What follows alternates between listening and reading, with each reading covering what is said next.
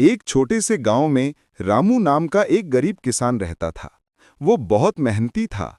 सुबह सुबह खेत में जाकर काम करता और रात तक मेहनत करता था।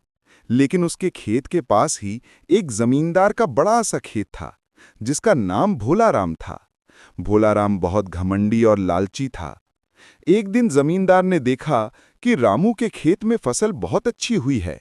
उसने मन ही मन सोचा, अगर मैं ये खेत अपने नाम कर लूं तो मुझे और ज्यादा फायदा होगा।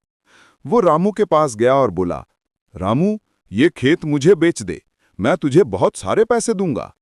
लेकिन रामू ने विनम्रता से कहा, मालिक, ये खेत मेरे पिता की निशानी है, मैं इसे नहीं बेच सकता।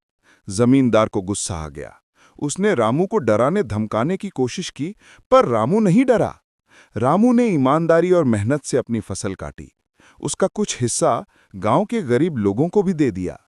जब अगली बार बारिश नहीं हुई तो जमींदार की फसल सूख गई, पर रामू ने अपने खेत की देखभाल इतनी मेहनत से की थी कि उसकी फसल बच गई। जमींदार को अपनी गलती का एहसास हुआ। वो रामू के पास आया और बोला, रामू, तुम सच्चे किसान हो। तुम्हारी मेहनत और नेक दिल से ही धरती फल देती है। रामू मुस्कुराया और बोला, मालिक, जमीन को सोना बनाने के लिए मेहनत चाहिए, लालच नहीं।